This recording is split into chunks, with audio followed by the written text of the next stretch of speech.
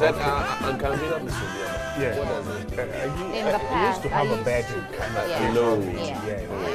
I mean, a bowl full of things. Ah, I'm able okay. to draw all of them. And that's Not the because of literal draw, meaning. yeah. What's her name? Christine. Obapa Christine. She used to be Christina Love. But she's But rebranded the love too is as well. gone, so it's now Obapa. Oh, I don't think the love is gone. She's just rebranding. Good morning, Good good morning. morning. It's Monday, the 18th. Huh? Wow, March has gone really, really The fast. year seems to be really, going fast. really, After the really, whole really January brouhaha was over, it seems to be picking up, and Right. the year is gradually going to a very fast pace. I'm happy because certainly we want to see what the next year and the many other years will also hold for us. And of course, going into election year, I would want to see what Ghanaians think and whether what we think will translate at the polls. Okay. When we talk and talk and talk and do no action. But it's time we actually show for what we say, what we keep saying. If we're not happy, we need to let it reflect when we go to the polls next year. Okay. Right. Well, here's what's coming up on your show this morning, TV3 New Day. Take a look at it. Coming up on New Day today. What happens when the police assault the fourth estate of the realm? We turn over the microphone to you to share your views on Daily Rant. Accessibility of the 3% District Assembly Common Fund by persons with disability at Lekma community. Hughes and the Community Connect team throw a spotlight on issues surrounding development and access to healthcare on Mission Ghana. And later, love brewed in silence. The love story of Eric and Mary, deaf couple who decide to get married in an inclusive wedding ceremony at the Church of Christ in Accra. And in entertainment, the new season of Talented Kids is underway. All you need to know about voting and keeping your favorites in a competition. Talented Kids, free to play.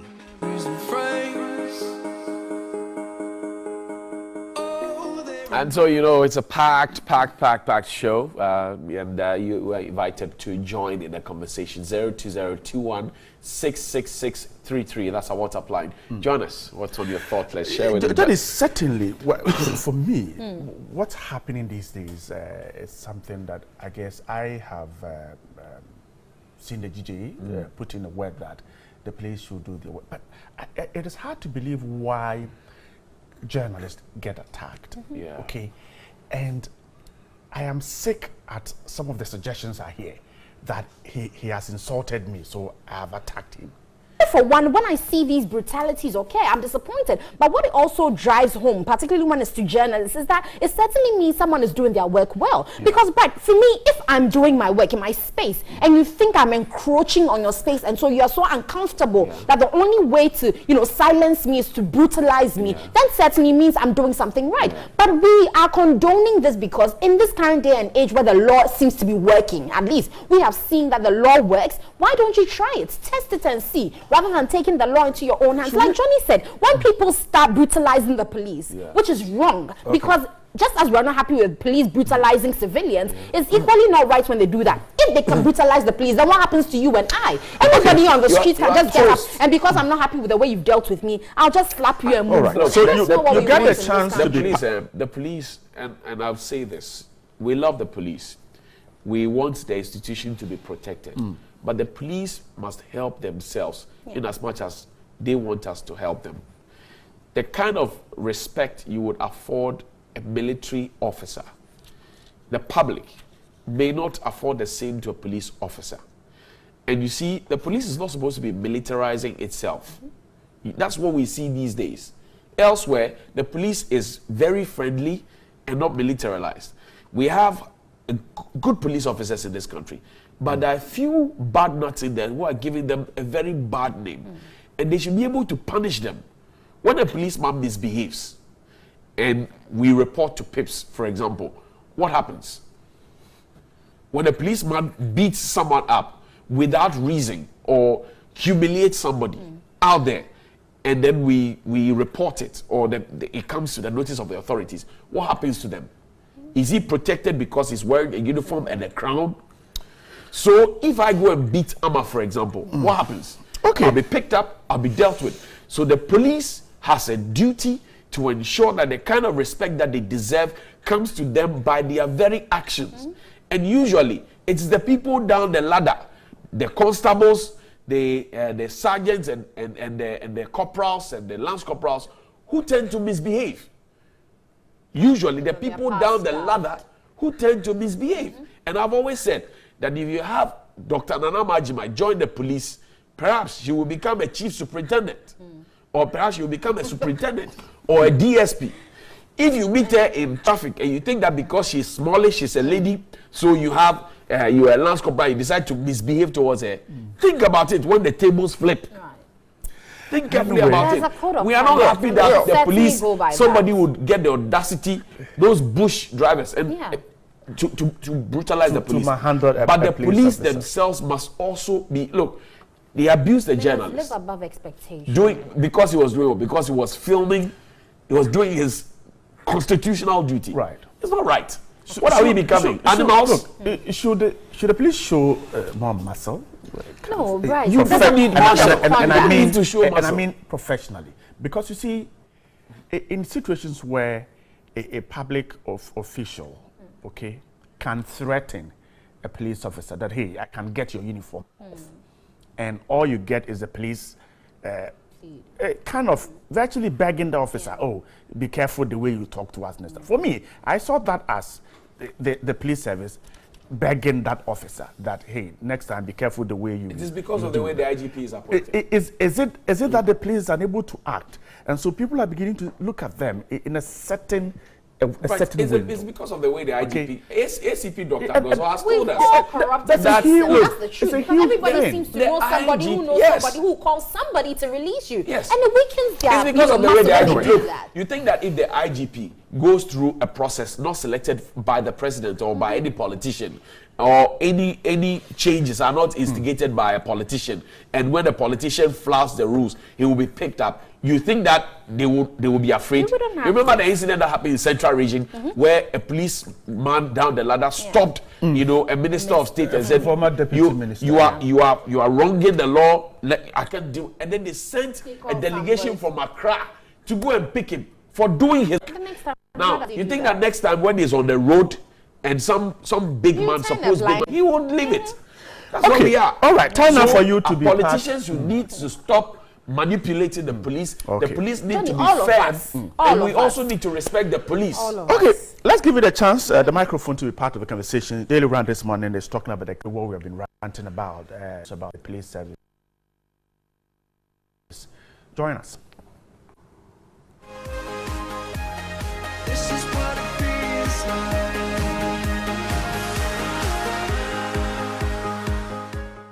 Good morning and welcome to Daily Rant here on New Day. My name is George Quinn. We are live on DSTV channel 279. And police assault have been rampant in recent years. And while many citizens have fallen prey to these ill treatment, it's worrying to notice that even journalists are not spared. The latest is that at Kimbu, where 10 policemen assaulted 3 journalists from Ghanaian time. Been many cases, and even SHRAJ, GJA, and the Media Foundation for West Africa have condemned these heinous acts. But how well can we find finality to this very situation?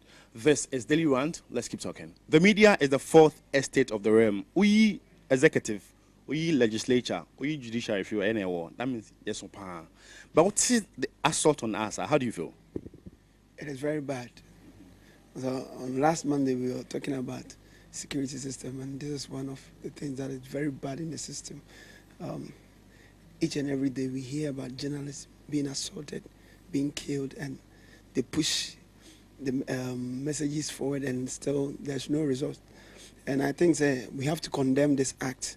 Nobody's above the law, so everybody has the right to question what somebody does in the society. So if you are wrong and somebody questions you because you are in uniform, you assault them because you abuse power, and I don't trust the system. And for now, we have to speak and show concern that we are concerned much about the journalists because they are bringing us infos. So when you wipe them off, being the fourth of power in our country, I think lawyers and many people that have the voice to speak should come out and speak on this matter. Yeah. Ghana, we are not safe anymore. Because even if our own policemen that are supposed to protect us are doing this to us, then what we have them in the country for? You know, journalism is one of the strong forces that shares messages, news, information to people worldwide and in the country as well. So they should be treated with some kind of concern and care. So if you are wrong and these people approach you and let you know you did this and you did that, then you go in and beat them. You are abusing the law. So I think the people forward should come, talk, say something about this situation, and those policemen should be taken on. These people, journalists, they are the most important people in the country at the moment. If there is something going to happen at the moment, before we will hear, they will alert us. They are protecting us even more than the security agencies that we have. Yes, I can say that because what can they do? They are also there. There are times when when there is war or any other stuff coming, they are also afraid. But they will alert them for them to be aware that this is what is going to happen. We are journalists, trust me, how safe are we, Ghana? So I condemn this act, and it's very bad. Because you are in uniform, you can do whatever you like. No, it's wrong. You can't do that. Nobody is above the law. For me, if I look at the Ghana Police Service, it seems like we don't have professionals in the system. Because how are you trained? I mean, you are supposed to protect goods, people, bring peace to people. You understand? So if you come and then you come and attack a personality, then what becomes of you? This is strictly unprofessional. For me, I don't see why a policeman, you are supposed to really bring peace to people, but then you raise your hand. No, you don't do that. But I don't see why the country is going through this system, because first it was not like that. So I don't know whether the police people are not trained well, or maybe they are bothered, or they are peeved, or they have pain in them, so they bring their pain out. Only there's one thing that I heard, it was from a policeman, and I'm with them for see the way you talk about it. So it's like they already hate us. That's what I think. That's what I see, because if you look at the way the process is, a professional will never do that. Yes. You understand? Because you are in uniform, you have to hide and do it. You don't do it publicly. Yes. So it seems like they are peeved, they are angry with journalists. So whenever they see you, whatever you do, they have to shake their hand, which is not good. Now let me tell you something. The people in the country are aware of the laws governing the country. Yeah. Everybody is now into the constitution. I think they are learning. They are finding. Yeah, if you come to arrest me, I'll have to ask you of your warrant. Yes, I know my rights. People are doing that. So imagine if I'm walking and he slapped me, trust me, I can even call for your arrest because it's a criminal offense. It's true. I can also retaliate. That is true. So what if, because you are wearing uniform, I've done nothing and then you attack me, frankly speaking, I will beat you up. But what I think is that this is our police system. We need to look at the way we recruit them. Some of them want it because they want salary or they want money. You understand? But yes, they don't understand the integrity. They don't understand it. Because if you talk about integrity, no, you don't do it. You get it. And let alone going to stretch your hand towards a journalist. Yes. That is totally unprofessional. Just this morning, few minutes ago, I watched a video of a conductor of a public transport and then the driver beating up a police. What? It's just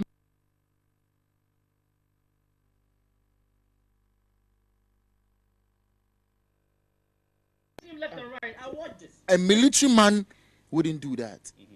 I've not come across, I've never seen a military man in that kind of situation before.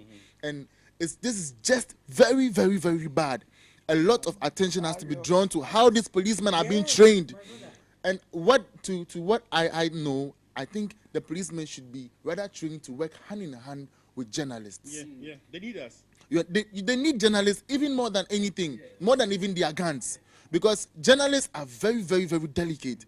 They know how to find information. They're very good in investigations. So even if there is something coming that you can't see, they will let you know so you get ready. But here lies the case, you are fighting with them. You see them, you beat them, you hate them. So they also keep quiet. And I can confidently say that the police are trained for political purposes. Not for us. Yes. No. You know why I'm saying this? Is it because of the recruitment system? Yes. The way they take some because money before the politicians want to be safe. So they train them for themselves. So you see, they can't do that to politicians. They can't do that to politicians. They'll be called to book. But with anybody they can do that too. Like us, ordinary people like us. Even they are doing it to journalists. What about me? But look at this. The thing is, GJA is the mother body of all journalists. And the president, I would say, this is not the first time we've had any assault on journalists. Several of them. But presidents, if maybe if we have a solid precedent, Sabia, when this happened, the police was demoted or it was even sacked. I'm not sure that this issue. What I say, and then you are saying that the GJ, I say he's a toothless bulldog. Let me give you an example of what's happened recently at that financial company. What's the name? Midland, the one that. Yes. Look at what happened. A policeman. He called you. You are wearing uniform. Look at that assault. I've got a few friends. They said GJ, GJ, it shouldn't exist. It shouldn't exist because it happens and then they talk. They just condemn and that's it. And finally, nothing has been in. This issue you just raised. What happened to the policeman? Nobody knows. Okay, this is very bad. I dare the politicians to come out and speak on these matters. Because it is getting. Ali Strad has spoken, Media Foundation West Africa has spoken, and some few people. They speaking, but they're acting. When you speak and you don't act, trust me, it's useless. You are just fooling yourself. Trust me, we are in Ghana. We have rules and regulations governing the country. Trust me, as at the moment, right? I'm nothing. I'm just a mere, person, normal person. But trust me, if you do something, I'll just tell you that what you are doing is wrong. It goes against the rules and regulations governing the country. So trust me, if you are wearing uniform, you need to protect the people in the country, but you are rather assaulting them by beating them, doing all sorts of nonsense. Trust me, you are supposed to be demoted, or we need to punish you. You need to face a severe punishment that your colleague will also learn something from. So I think the GJ should sit up. I don't know, maybe they have forgotten their responsibilities, because some of these issues not just about talking or writing. You need to act. You understand? You need to act so that things will be done well. Because if your own people are being beaten and you're just sitting there writing letters, everybody will sit there and write letters. Because now these people, they can just go scot-free. What my brother was saying about Midland guy, what happened to him? We don't even know. You understand? So if systems should go on like this, then where are we heading towards? We are 62 years. As a nation, 62 years and things are happening like that. Beating journalists, it's serious. So GJA, they should sit up. Those who have, they should know their responsibilities and act on it. Right now that things are going like this, beating up journalists, beating up this, the youth is there's an anger edging. There's an anger growing up in the youth. Honestly, I am a youth. Now, if a youth sees a policeman, if it's not an insult, it's nothing good that comes out. So if the policeman goes just off, the little off he goes, it brings a fight and there's a quarrel. So if these issues are not critically taken care of and dealt with, it wouldn't be good for Ghana. Don't be surprised, Abia, we, the media fraternity, you better boycott police event. That's what people are calling for. But I don't know if we will get there. Because they need us, we need them. They do press conferences, we are supposed to cover them for us and give them that voice. Don't be surprised, Abia, we also boycott their event. you know something? There's this anger in us. Kwame Nkrumah warned us about delayance. One day, everybody will go and buy something like a gun. We will fight the police. Why? If they don't act or be in their lane or protect us, rather beating us, one day we are men like them. And some of us are even stronger than the police. 62 years, Ghana, make us say in Nipa, can make us say, we know many poso. One more, bra. Yes, make us say, a campaign one day. One more, bra. Yes.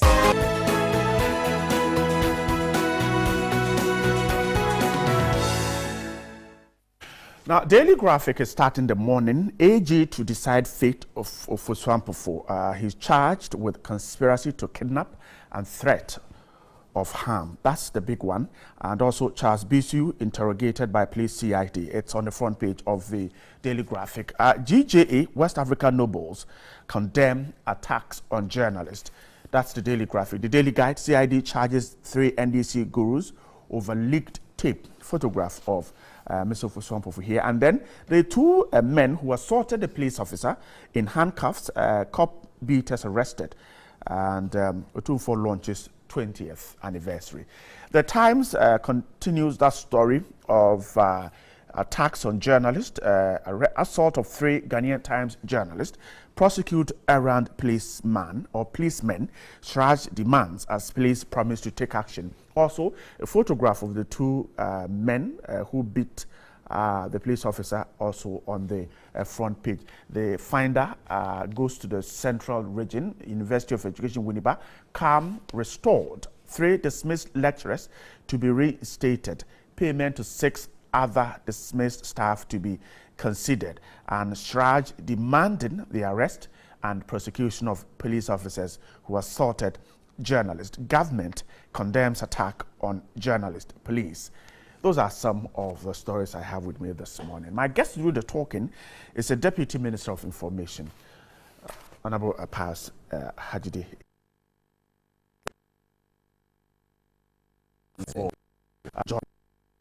You can look at the finder this morning.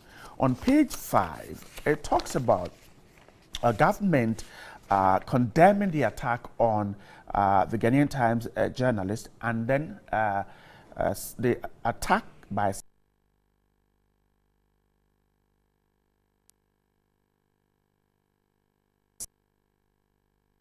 discussions and asked the editor to write to the ministry so that efforts will be made to speed up investigations into the matter for the necessary disciplinary sanctions to be taken against the culprits. Now, he condemned also a viral video circulating on social media showing a police officer being attacked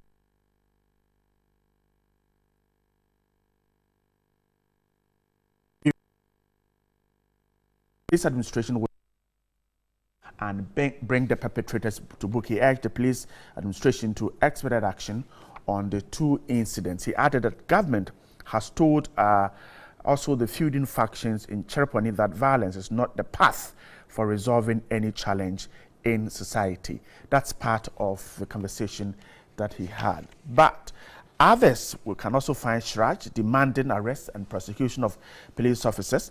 And the police also suggesting that they're investigating alleged assault on Ghanaian Times journalist. Again, the GJ is asking or calling for the arrest and prosecution of Reverend Owusu Bempah. And I'm sure these are all stories that you know. Perhaps let's start our conversation whilst we wait for the rep from the NDC, the Member of Parliament for the Ningo Pram constituency, Sam George. Now, perhaps is the condemnation and the demand for prosecution, is it getting the proper attention? Well, thank you very much. Good morning to you and to the cherished viewers of TV3 this morning. I think that this is a particularly important subject for discussion, and for somebody coming from the Ministry of Information, the attachment we have to this story is clearly articulated by the Honourable Minister's position. An attack on anybody is to be condemned, and an attack on journalists particularly has to be condemned. Journalists are an important part of our democratic experiment, our socio-economic development. The role that journalists play cannot be underestimated. It is therefore without doubt the reason why the institution of journalism, the media, is referred to as the fourth estate of the realm. The first 3 being the executive, the judiciary, and the legislature. You have been elevated. I mean, the institution of journalism, you have been elevated beyond the, because the gatekeepers, you play the roles of the whistleblowers, you inform the public about what it is that the government of the people continue to use resources for. Take our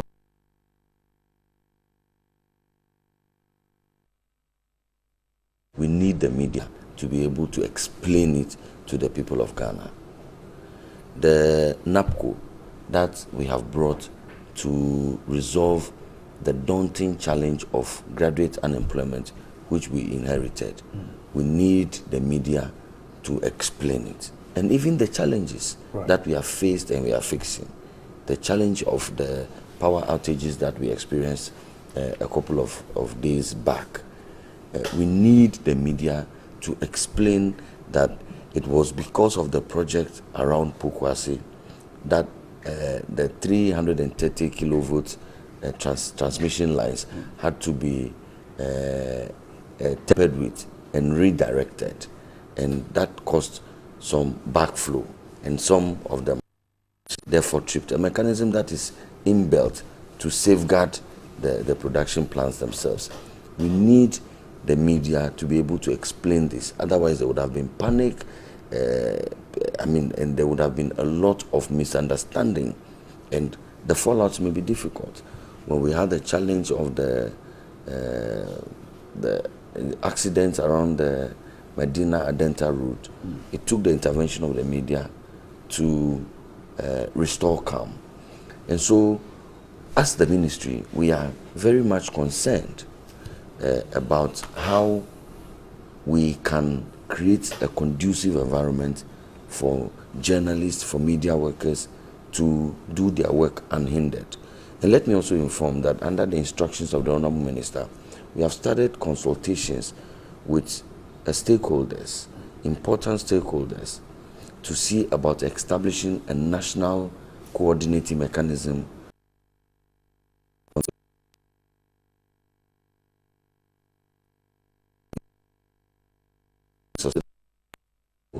demands for that. Right. The African Union has adopted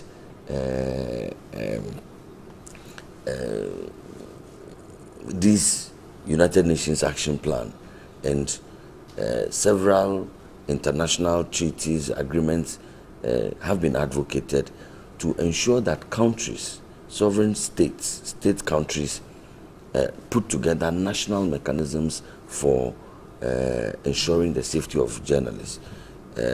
We want to take the lead in the West African sub-region to establish that here first. Other countries have it. I know that Kenya, for instance, has established that kind of coordinating mechanism. It involves people from the legislative, the judiciary, the executive, the police, and all the security forces, media people, media training institutions, civil service, civil society, and human rights groups, and so on and so forth. Because there has been situations where there has been a lot of controversy on whether journalists were assaulted in their line of duty or they were assaulted doing other things. And the fact that you are a journalist does not give you impunity, or no, does not give you immunity from police action. And so we have to draw the line between what is it that we deem as an affront on a journalist and what is not. I mean, and the line has to be drawn about when it is that it concerns their work. Right. And so the mechanism will interrogate all this matter. In fact, even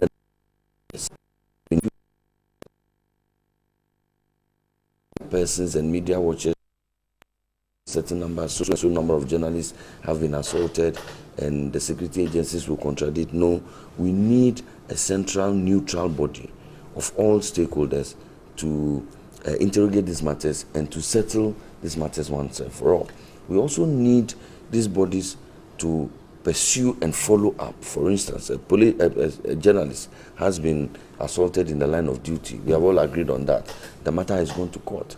It's been lying there in court for 2, 3, 4, 5, sometimes 10 years. Who follows up? Who makes sure that the institutions, and we believe that once we have that coordinating mechanism on which is represented the judiciary, then at the sittings or meetings of that coordinating group, questions can be asked and answers can be generated as a means of following up. So government practical steps to ensure that journalists feel free, and so on and so forth, and that when there are disagreements, these matters can be settled around the platform that the media is actually also represented. In most cases, for instance, yes, in court you make your case through your lawyer and so on and so forth. But if there is that coordinating mechanism that gives the journalists, that gives the police, that gives everybody, the military, all of us who are involved, gives us the open space and the kind of that are conducive to free interaction, it will be one the legal, constitutional, and prosecutorial ways that are already set out in our law. It is not a replacement. Okay. This is merely so it's only to enhance what we intend to do. So, for instance, if someone should argue that perhaps the journalist get assaulted on his or her line of duty and does not get that speedy prosecution, and so what you're talking about is to come in and ensure that that's right. That thing is done. That's right. How should some of these things be stopped? Some have suggested, for instance, that in certain cases, the cases are sent out and then there is an agreement that let's go and settle the case between the two of us. The suggestion by some is that when it continues to happen that way, then the infractions or the assault on journalists will continue. Is the state not ready to, once it is a criminal case, the state not ready to go into prosecution, even if the two of them agree that let's go and settle this case, I have rendered an apology and that should end it? Well, what I know that alternative dispute resolution does exist.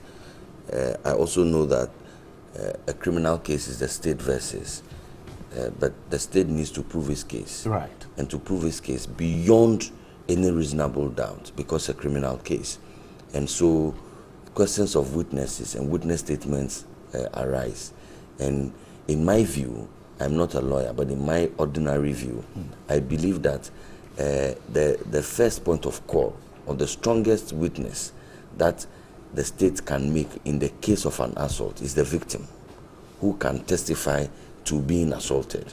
And if the victim agrees to a settlement and does not cooperate with the police and does not want to come to court and to testify, the state's case can be fundamentally affected. And so that is where the witness is not ready to testify. Absolutely. And that is where I believe that as a supplementary follow-up, this thinking that the world at large has, that the African Union has adopted, that countries, even in Africa, are already implementing, can also supplement. Because sometimes people even feel threatened. If I pursue this matter, I am even further endangering my life and so on and so forth. But if they know that there is an independent third party which is watching and which is taking all proactive steps,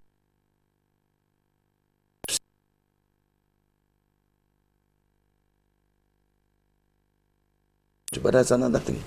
I am very keen, and we are as a government on the safety of journalists.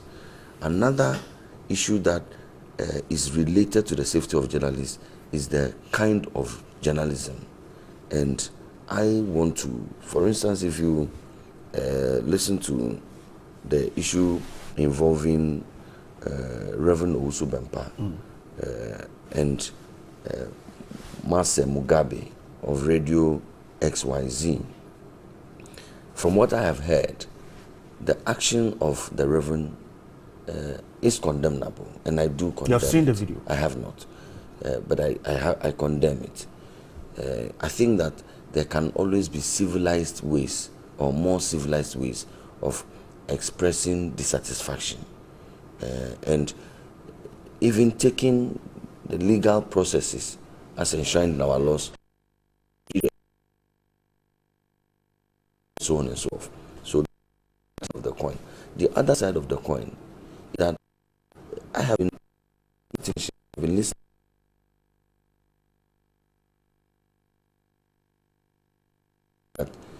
It is quite shameful and fair-minded journalists should watch and speak against these tendencies, because it seeks to devalue the whole essence of journalism and brings down the kind of good work that several other journalists are doing. You cannot have the microphone before you. You cannot have the platform, and all you seek to do is to run down persons and sometimes use openly insulting language, stupid, idiot, foolish, nonsense. I mean, these kinds of unprintable words are not, never mind for me, the unsubstantiated allegations, the several untruths, the lies that openly are being told. But at least they can be told in if you may, decent and what is referred to as parliamentary language. I mean, if on the floor, there's a wisdom in saying that of the realm should also take cue. You cannot sit on radio and openly insult people. I would not react in the manner that maybe the Osofo reacted, but we react to things differently, and that is why there's a law to regulate us, and that's why I'm saying that maybe we should all seek to control our temper. But you go to Rwanda, for instance. I mean, one of the major causes of the killings, the massive killings that we witnessed.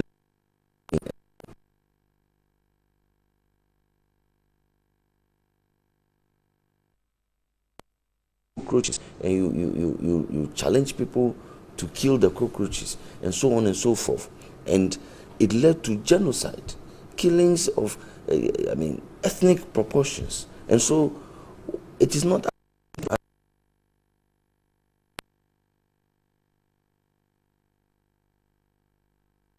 and so on and so forth. It goes beyond that. It touches our national cohesion. It touches at the peace and tranquility that we are enjoying today as a people. And so if you sit behind your microphone and all you think you are doing is partisan politics, all you think you're doing is pleasing your paymasters, if there are any, all you think you're doing is exciting a small constituency of the Ghanaian population, then you are not, I'm sorry, but you are not practicing journalism. You are doing something else, and that cannot be journalism. And so, if for me, you are targeted and assaulted, as condemnable as it is, as unconstitutional as it is, the questions will arise therefore, and genuinely, that can you be classified also as a journalist, and we refer to your assault or your alleged assault as an assault on journalism. Once there's an agreement that what you are doing is not journalism. What role, for instance, your ministry, in one way or the other, is linked to the media? So, for instance, what you're talking about, what role can your ministry play in dealing with these kinds of things on radio, on TV, and even in the newspapers? Well, the law established the National Media Commission that has to do the standards assurance, if you may. And yes, the ministry, we are responsible for the general conducive environment within which the media operate, because we advocate policy for and on behalf of the whole environment. But I also intimated to you right now that the National Media Commission does the role of the quality assurance and so on and so forth. And so we'll continue to do that. When the criminal libel, which was at the forefront of, if you may, disabling journalists from really and truly doing their work, because you were scared where you would fall foul of the law. And so that was a major disincentive to the practice of journalism. Even though it took the then Attorney General and the current President of the Republic, Nana Addo Dankwa Akufo-Addo, to actually table the motion in Parliament for a repeal of that law, I am well aware that the Ministry of Information also played a major advocacy, at least around the cabinet table, for the repeal of the law. If you check the RTI which is under parliamentary consideration right now, the Ministry of Information, we continue to make important inputs, because we recognize that we superintend the whole environment of media, in that the freedom of the media should be critical to us. And that's why if you read the minister's comments, he says that he has challenged the management and the editor of the Ghanaian Times to write to the ministry. Gives us the impetus and the locus, therefore, to pursue the matter further. So we are expecting that the editor and management of the Times will write officially to the ministry, and when we receive that, we will follow it up with the police and ensure that justice is done for the people who allegedly were assaulted. If someone says that perhaps what you're talking about, the practice of journalism, some of which the ministry isn't happy about, if someone wants to blame the ministry for perhaps not directly or indirectly able to ensure quality assurance, how would you react to it?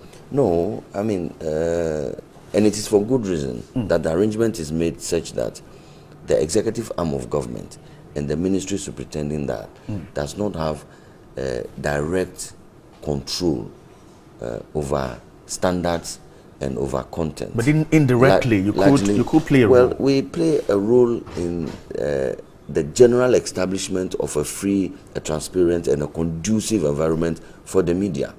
Content and standards, discussion of the editorial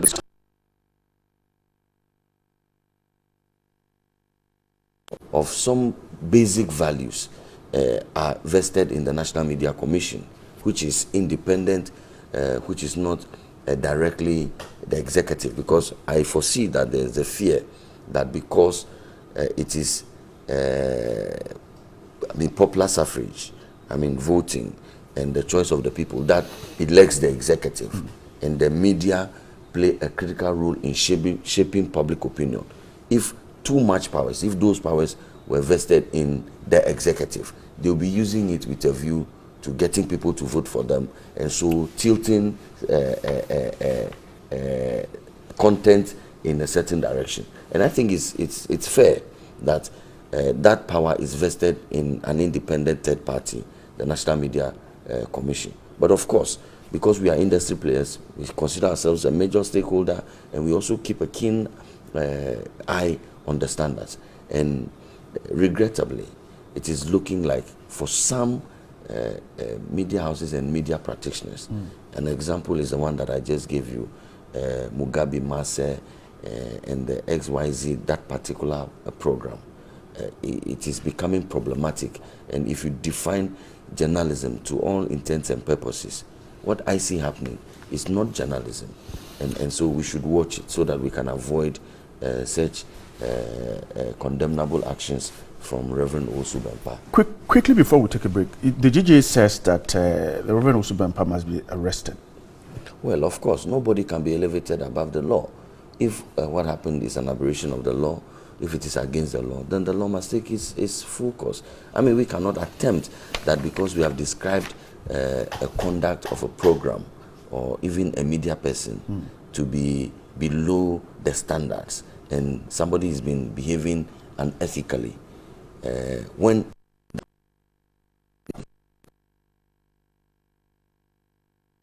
wrong, it is wrong.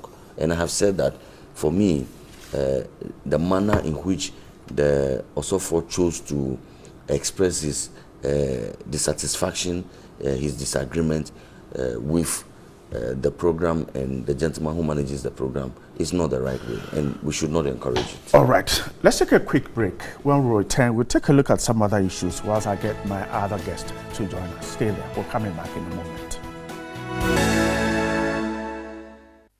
Right, grateful for your time with us once again, and thanks for staying there for us. Now, let's touch quickly on this story. We're told that calm has been restored to the University of Education, Winneba. 3 dismissed lecturers to be reinstated, and payment to 6 other dismissed staff to be considered.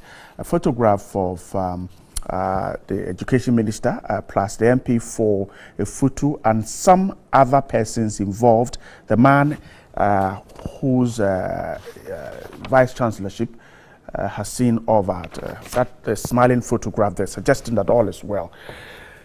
And also, I'm George. Let me quickly introduce you. Thanks so much for joining us. He's a member of parliament for the Nungo constituency. Good morning once again, and thanks for joining us. Good morning, my brother, and good morning to our viewers. Apologies for getting here. Right.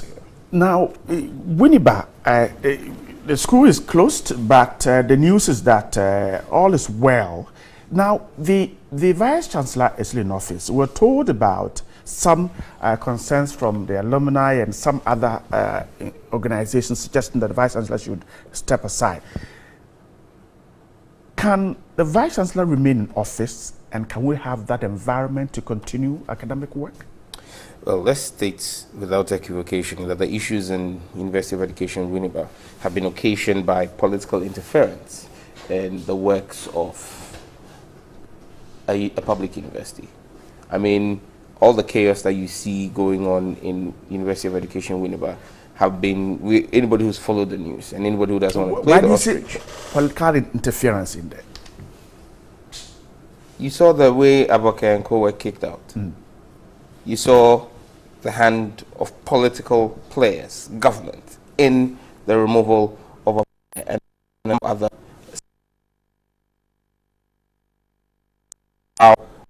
Even without the resolution, full resolution of the matter, there was the investiture of, is it Broniafo? Right. As Vice Chancellor. And it's full circle. I mean, Kama is a beautiful lady. She's visited again, very short period.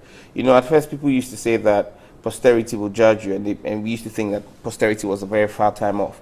This is less than an hour, a year. And you can see the full cycle. You see the kind of violence that was visited on the campus just over the weekend, or I think on Friday. You've seen the fallout between hitherto lovers, in quotes, the MP for the area, and Broniafo, how the orchestration to get out the Vice Chancellor at the time and some senior staff, and how all of that has gone around full circle. This is clearly evidence of the fact that universities, public universities, even though the state has a stake in it, when it comes to the processes for running those universities, that's why their charters always make them autonomous, give them a certain level of autonomy. The state should stay away from University of Education Winneba. Politicians should get their hands out of University of Education Winneba and allow the university structures take care and address the issues. They're critical fundamental issues. When you listen to the SRC, when you listen to the student body, when you listen even to faculty, some senior members of faculty, they have fundamental issues with the style of leadership, the new leadership, and how all of those transitions happen. What you see is a window dressing system. You've got a saw. The saw is deep. It's gone beyond the surface. It's deep tissue. And what you've done now is you've just applied dressing on top without addressing what's under there. Yeah, so you may have fine skin on the surface, but it's getting rotting in there. And if you're not careful, amputation is going to be the only way to fix that malaise. And that's exactly what you see in Winneba. This is just face saving. The issues in Winneba run deeper. The students are not happy. Faculty is not happy. Previous management staff are not happy. The dismissals have been extrajudicial, if I want to use that phrase, because they've not followed down the laid down statutes and principles of the university and the laws of natural justice. And so you see, even some of the decisions that the Vice Chancellor took, he's been asked to reverse, because everybody admits and accepts that the high-handed manner in which, and it's simply because he feels, I've got political backing. I mean, I came in here, the president himself came to do my investiture, even when there were issues surrounding how I was becoming Vice Chancellor. He got a stamp of legitimacy from the Flagstaff House. And so, you know, it's giving him a certain level of impudence to run the university like it's a private entity. But the university is a public university. There are charters, there's a charter for the university, there are laid down rules. It's sad that a prestigious institution like University of Education Winneba will be brought down to an object of political football. Very sad. As politicians, We must learn to. We can't keep tainting everything in this country. Pius, myself, we need to just take a back seat and let technocrats run their business. Pius, he's alleging that, I mean, government hand is what has brought us where we are. Well, I think that it's disappointing that such fundamental commentary will be made without any shred of evidence. Not even the basic logical inductions can support the claim that has been made.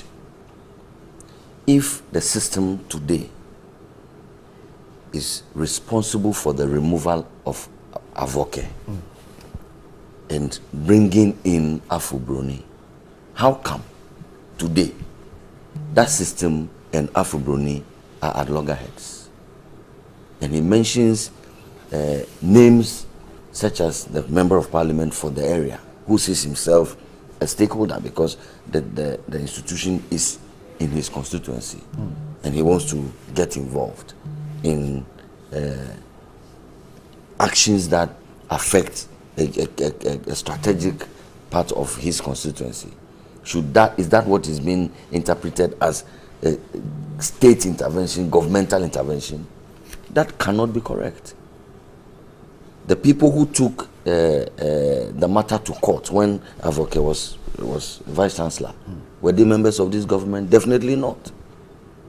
Were they commissioned by this government? Definitely not. Yes, there may have been some underlying factors, disagreements between faculty, between students and faculty, amongst faculty themselves, and so on and so forth in the past. And those issues have continued today. I do not see the introduction of this political interference to the extent that it is being suggested that the president was invited as a guest to the investiture means that the president installed Avoke as vice chancellor.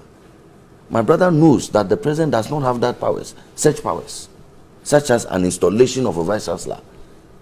It's not grounded in any law. The president cannot do that. Some have suggested that. Whether the president invited, I'm saying that whether it is a non-issue, it is the most uninformed position to take. Whether the president was present at that investiture or not, Afro-Broni after that event would have been vice chancellor, and he would not have had any less powers than when the president attended that investiture. The president, it does not. It does not. I'm saying that if the president had not attended Afro-Broni's investiture as an invited guest, the powers that Afro-Broni had would not have been reduced any less. So whether the president attended the investiture or not is neither here nor there. And the president is respectful, he's humble, and he feels that the institution of University of Education invites me to attend the investiture. And he even seizes the opportunity in his speech as guest of honor to advocate for peace and the need for whichever disagreements or factions, for want of a better expression, exist, should sit around the table and behave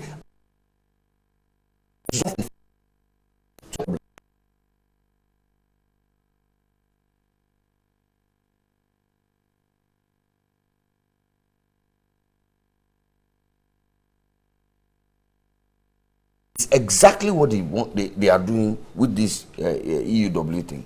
I will not accept the position that my brother Sam George does not know that whether the president attended that investiture or not, Afro-Broni was going to be vice chancellor. So you think the president was not involved? The president was not involved in the selection. There was no politics in what happened at Winneba. I do not know what the classification of politics is. Political interference. I do not see any. Okay. I do not see any at all.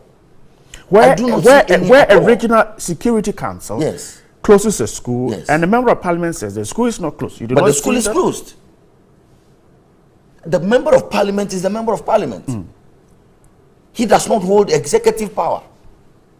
He's not, as it were, the state that we have been talked to, the state intervention, political intervention. If my brother wants to make the case that the member of parliament is getting involved too much, he can make that point, and he can be interrogated on that point. But to escalate that to mean state intervention is to play blind to, for instance, what the regional minister has done. Is to play blind to what the minister in charge of education has done. So you cannot, for anything, you cannot want to focus on the member of parliament to suggest governmental, state, or political interference. So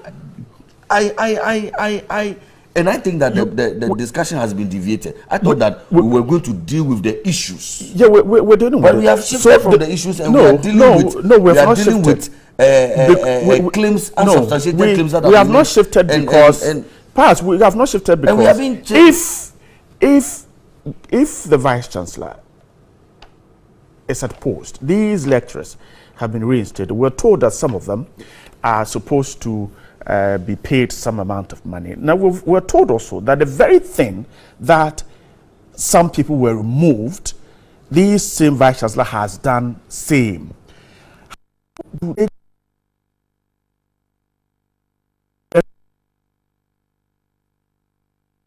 For me, these are the main issues that must attract our attention. How is it that lecturers can be sacked without going through the laid down processes? If that was the case, and that appears to be the case, then whoever did that is wrong. And I think that the decision now to reverse those earlier decisions is justified, is right. And people can't themselves to be lost upon themselves. Yes, you may be the senior most person. Is it not because they know what their foot is on? Which is what? The only thing that it could be the political interference. No, but some judge was referring I'm saying to no. Why? We have seen disagreements in other places. This is not the only university that has had some challenges. You understand? I'm saying that Avoke himself, he was accused of what did he have his foot on? Can't make mistakes. People can go beyond the law, and we can point it out to them, and we can force them actually in accord with the rules to do the right thing. But to suggest I'll allow him to come in. I want us to have a discussion. Okay, subject, come in. Let's wrap up on this. You know, it's interesting that Pius starts his entire submission by saying that there is no logic. You can't find any basis for what I've said. However, he goes on to admit and accept that yes, there may have been some interference from state actors, individuals who are state actors, like the member of parliament. But it doesn't make them. I never said that. He says that there might have been some from, let's say, the MP, but it cannot be extended to the MP is a member of government. Right. Okay. He's an appointee of the president. He's a board chairman. So if I refer to him, I mean, so he's you can't. Okay. The fact that he chairs a board. No, but that is stretching the logic. Okay. All right. That is stretching the logic. Okay. Let me dramatize this for you. If the board chairman goes to have an accident, runs his car into somebody else's car, by the stretch of that logic, we are saying that this one is the state is involved in that accident. Okay. I mean, it defies it for me. For me, Pius can sit here and play the ostrich, but then there's a certain form of, for want of a better expression, glaucoma that governance gives to politicians. But you're in government. They struggle. But it's not in government. You understand me? I'm referring to the executive. You are allowed. And see, when you were speaking, I was very quiet. You understand me? Look, no, but I you can. It's not your time. I give my time to you. Time. I give my time to you. We allow him. We're hitting the top of it. You are now accusing me. Sam Judge, please go on. Go on. Look, if Pius sits here and tells the Ghanaian people that there was no political interference and there's been no political interference in the issues at Winneba, I'm sure the Ghanaian people are looking at him and laughing and wondering what he had for breakfast this morning. Because you see, it is clear as daylight that there is the hand of politics in what is going on in Uniba. And this is my problem.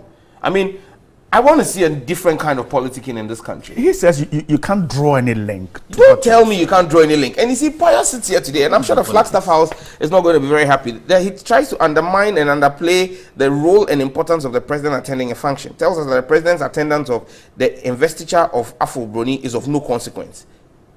What consequence? Are you serious? What's the consequence? The president of the republic attends an event. It adds more powers to Afo Broni.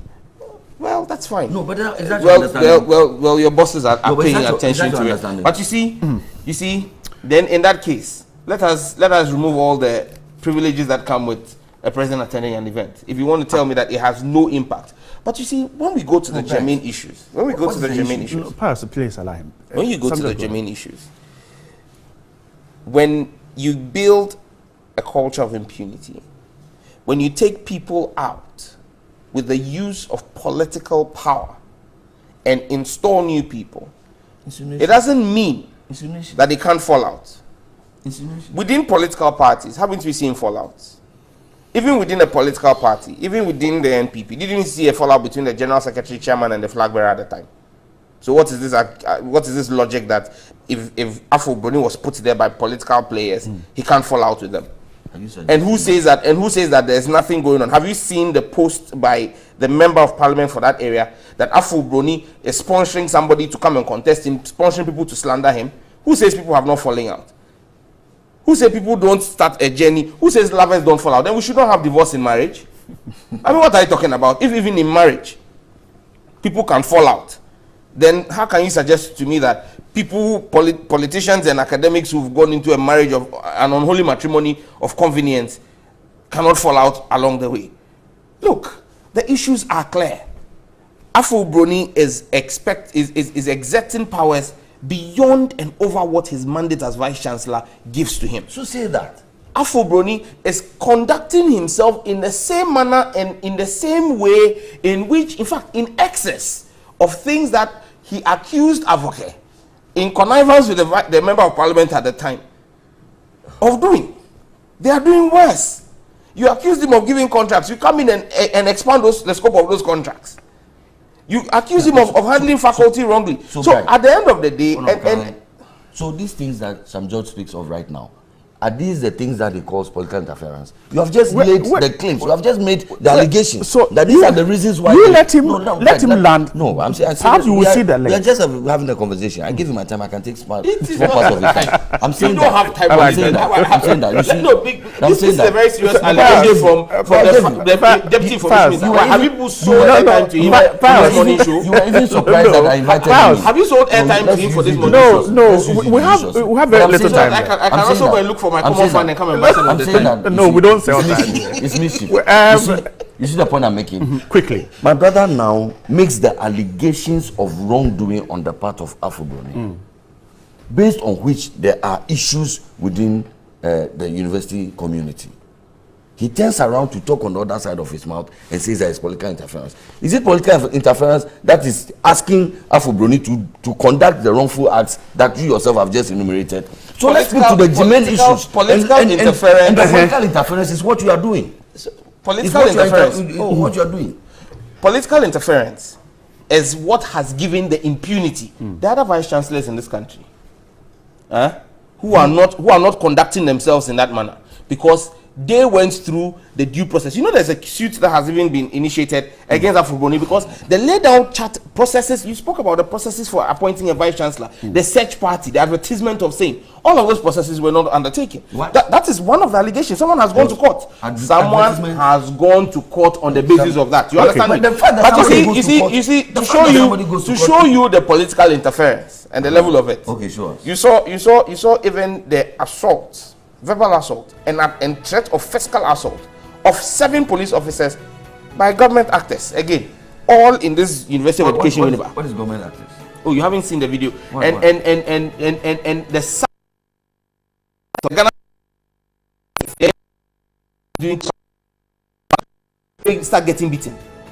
When I hope you're not endorsing assault on. I am not, but I am calling the Ghana Police Service out because the Ghana Police Service is allowing politicians run down a very noble institution. All of us.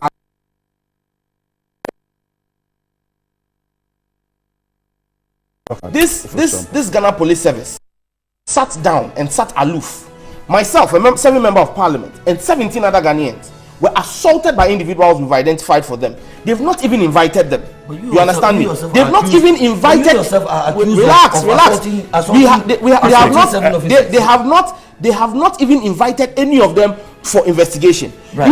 You have a sitting member of parliament. Right. Go and assault a member of police, a police commander, and what do you see? You see the ASP Ekulu writing a long thesis on explaining what the police is not happy with. We don't pay the police service to come and explain the wrongdoings of government officers and sit aloof when people in the Ghanaian side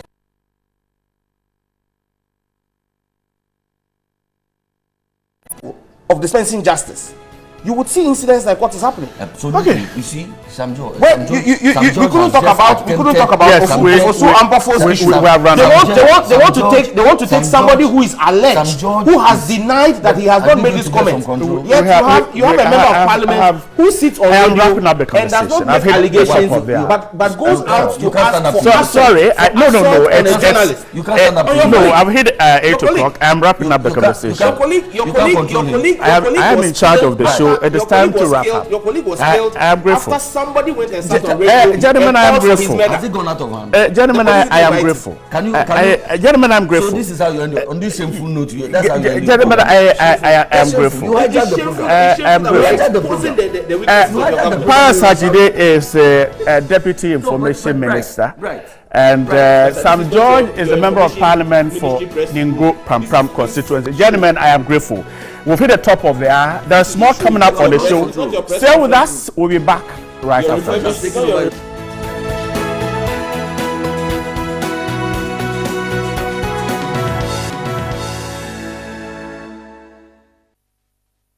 Happy birthday to our own Babina Finn Walker here, TV3. She's a studio director here, and also to Fred Clarence Williams. It's your birthday as well. Also, here's a cameraman, BJ here. So happy birthday, Babina, and to you, Fred Clarence Williams. Now, there's something on the front page of the Ghanaian Times I'd like to show you. I'm sure you noticed that the two persons who assaulted the policeman earlier have been grabbed. They have been handcuffed, and they're getting ready to put them before a court this morning. You may also see the NDC's chairman there. He's also being charged. Surprisingly, the policeman, together with the soldiers who assaulted the 3 Ghanaian Times journalists, which has been condemned over and over again, has not been arrested. He has not been charged. And now Shraj is demanding of the police to take a certain action. So swiftly, like we were bemoaning this morning and saying that don't attack the police, it came to light that the 2 persons who attacked the police, and which we have all condemned because we need to protect our police institution, have been arrested. They will be put before court today, we are told. What happens to the policeman whose name is there? Is a Sergeant Ebenezer Akrofi of the police SWAT team. What happens to him? We know him. It's been close to a week. We know him. We know where he works. Have we arrested him? Have we interdicted him? Have we charged him? If it happens to the police, it's fine to take swift action. But if it happens to us or any other person, what's there to stand for? So you see why the public, even though we don't endorse it, you see why the public would want to take action against the police. I don't support it, and we don't support it. But if we're able to deal with others swiftly, we should be able to deal with the miscreants within the police service swiftly as well. We clothe you, we train you, we feed you, and the only thing we ask is for you to protect us, police us, don't abuse us. To you.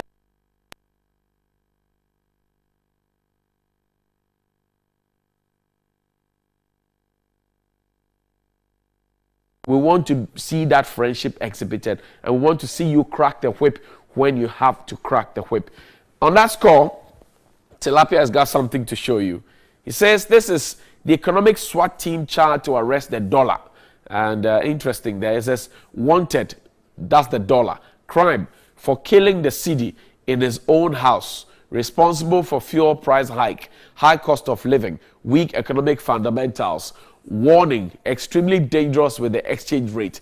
And there you can see a helicopter there, fully jacked up. Finance Minister, Vice President, Governor of the Bank of Ghana, Senior Minister and former Finance Minister. Tilapia certainly is a bad boy. You can get more on 3news.com. But earlier, we had gone to LECMA, the Lejukuku Municipal Assembly, to take a look at some of the key issues that they had. And this was a Community Connect program brought to you by Star Ghana with funding from the European Union, Danida, and the UKA. Take a look at this. We're coming to you live from the TV3NEWDAY taxi rank. This is Community Connected. This episode is sponsored by Star Ghana with funding from Danida, UK8, and the European Union. Let me turn my attention now to Mr. Ofori Deborah. Good morning, sir. Welcome. Good to have you. I'm fine. Mr. Deborah, so I'm looking at the guidelines that you yourself have set up for yourself. And interesting things I find in the guidelines. For example, it says the major aim of the guideline, as you have it, is to minimize poverty among all persons with disability, particularly those outside the formal sector of employment, and the enhancement of this social image through dignified labor. Correct? Yes. How have we done this? Have we been able to achieve this? Yes, I can say that to a very large extent, we have been able to improve the lives of persons with disability, especially those within the category defined. As we are talking now, would you want to put a percentage to it? Well, I will not be able to give a statistical data. Why not? Because so far we have not been able to undertake evaluation of those who have actually benefited from this facility, but I must also indicate that numbers of them have benefited. As we are talking now, many of our brothers and sisters in the tertiary institutions, for example, most of them are getting support from this facility. Right. And also, I must also say that some of them who did not have anything to do because of the fact that they did not have capital to start any form of business, these people have been given support, and some of them are actually doing well. If I come to you and I say I need a sewing machine, electric sewing machine, yes, and I put a value to it, say 1,200. On the market, it could range between 1,000, 1,200, 1,500, and I peg mine at 1,200, and I come to you, would you still downgrade it? How does the downgrading come in? No, it's not downgraded.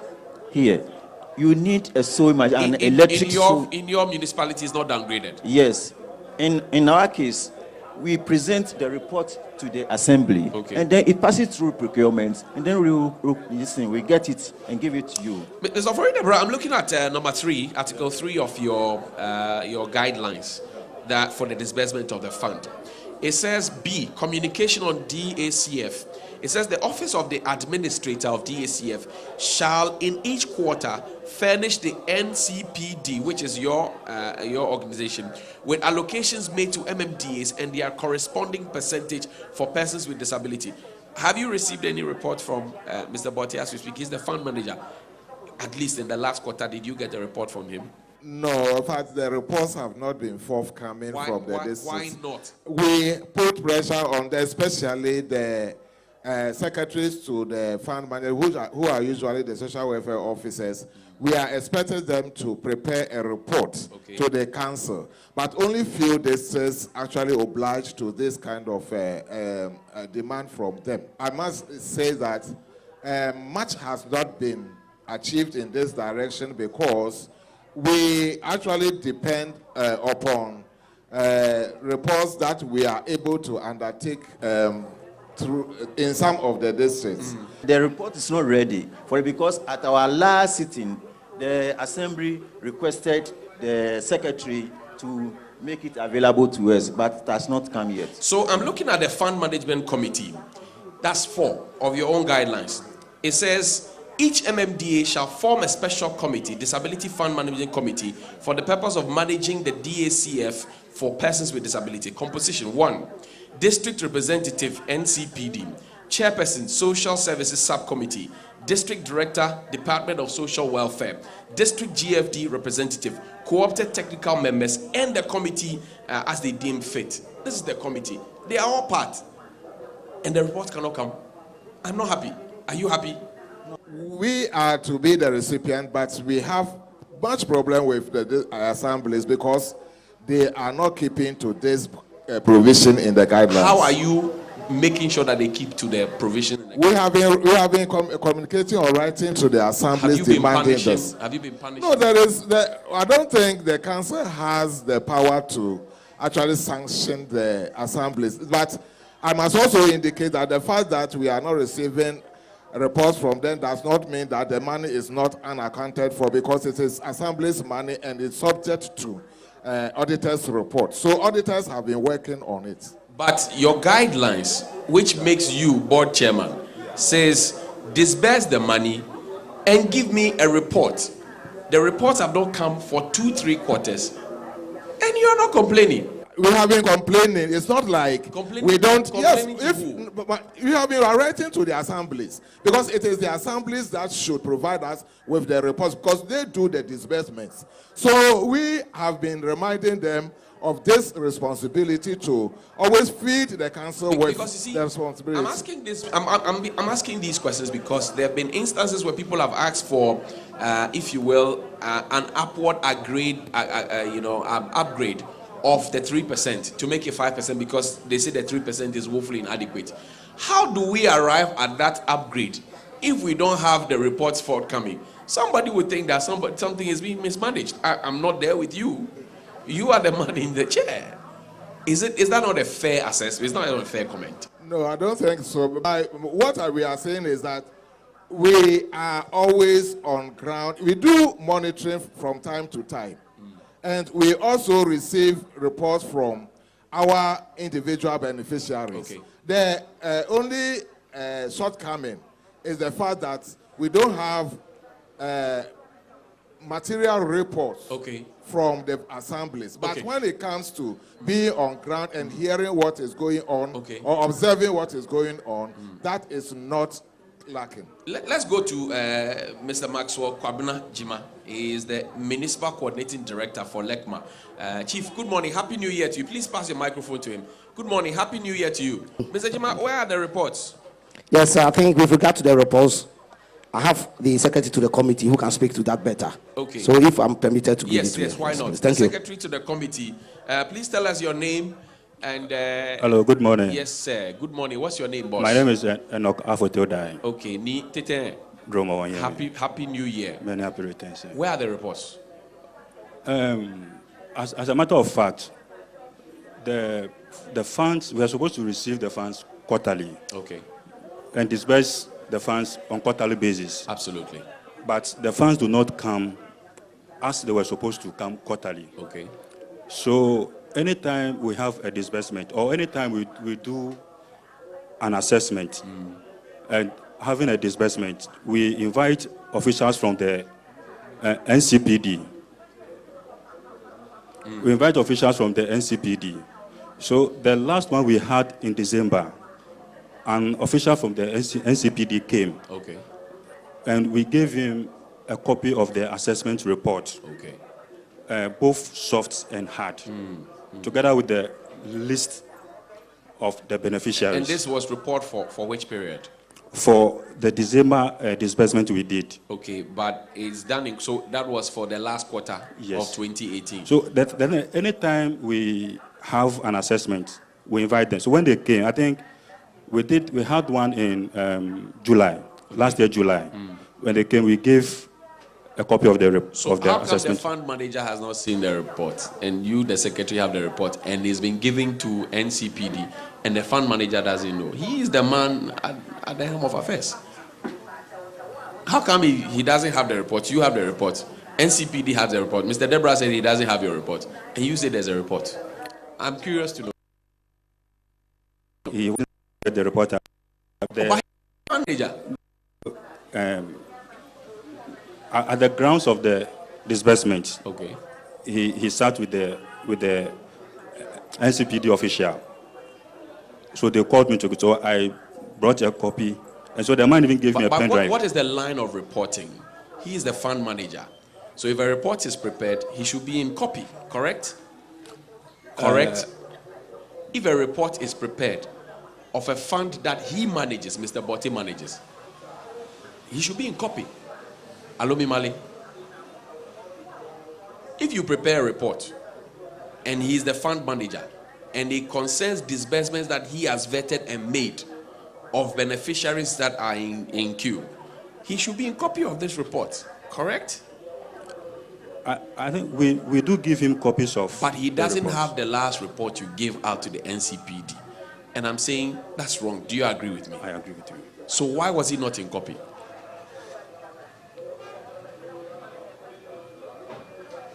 I usually always give him copies of the assessment reports. But what happened in the last instance? Why didn't he tell me? Tell me as your brother. What happened? Why didn't he have it?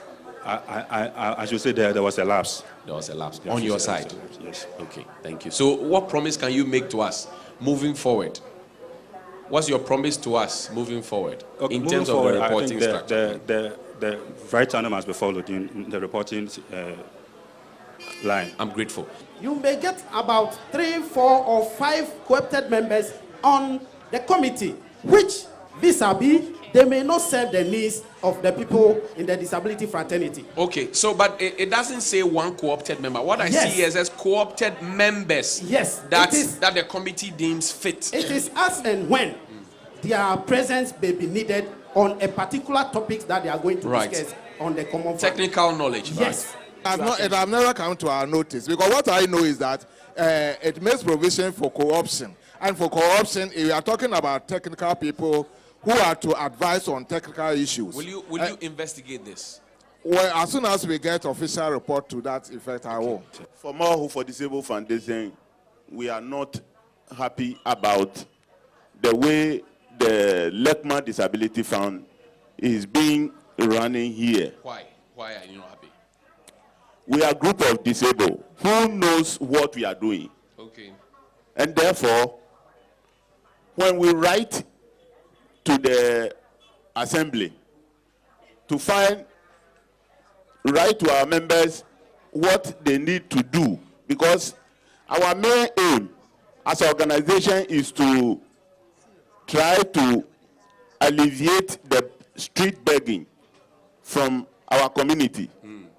Therefore, More Hope for Disabled Foundation is there to ensure that every disabled have something to do. So why you know? As a group of the disabled, we can write on our letterhead that we need about 5 people to be assessed and giving them what they need to stand on their own. Okay.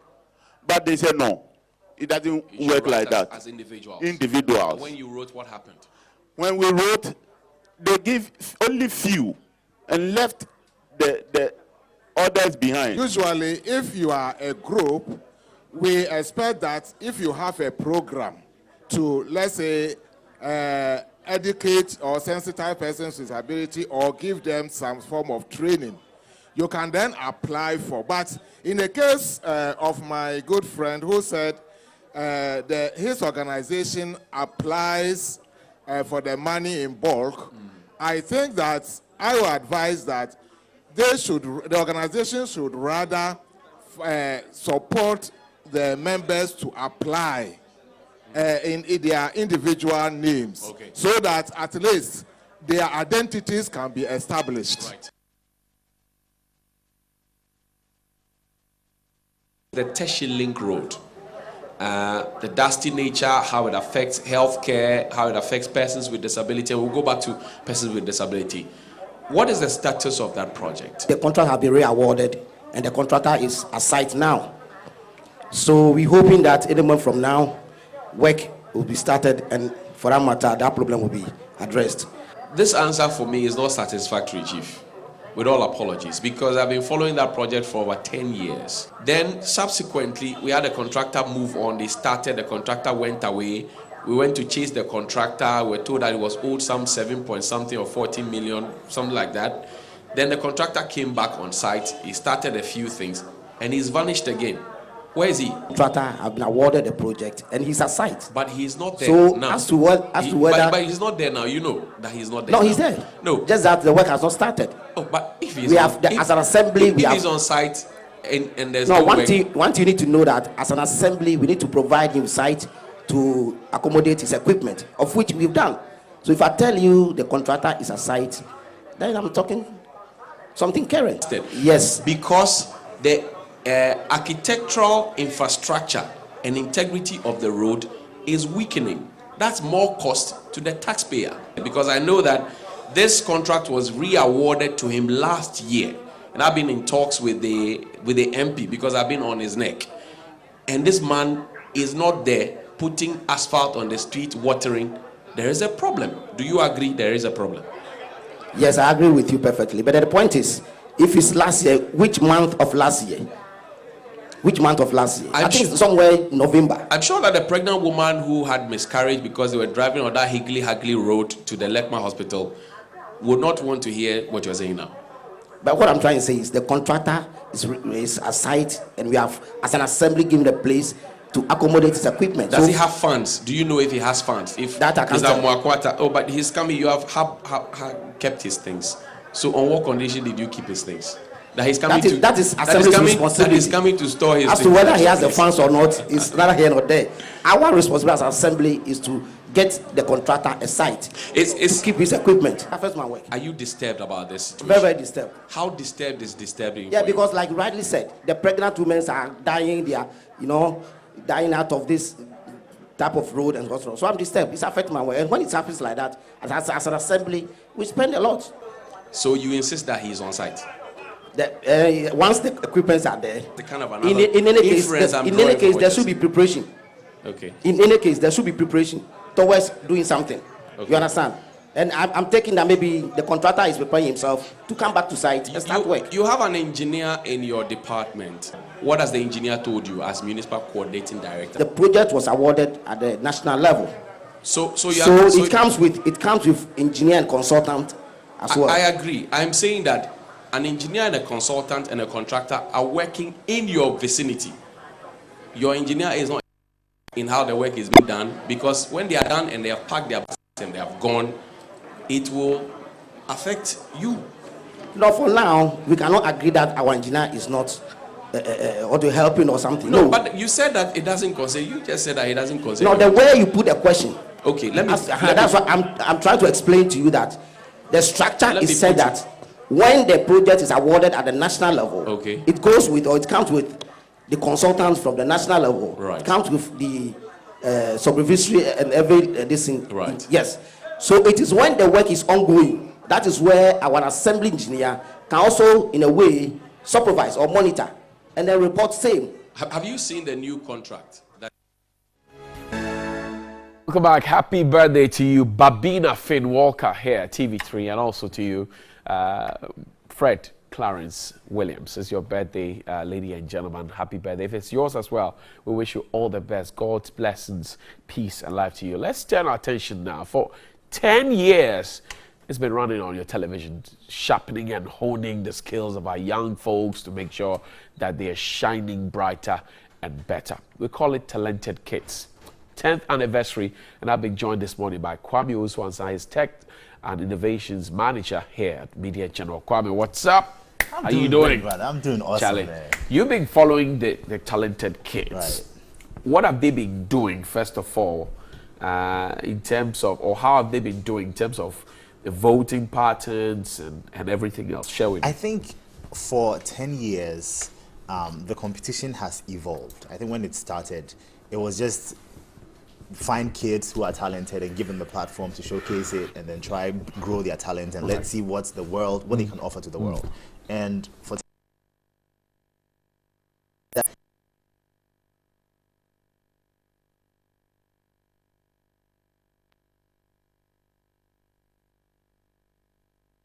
everywhere, right, everywhere. And then last year you had this Samolosu winning, and Young King Clef, and this guy is also going places with it, you know. Yes. So the thing was that what else can be added to the competition to make it new and a bit more refreshing. What are we throwing in now?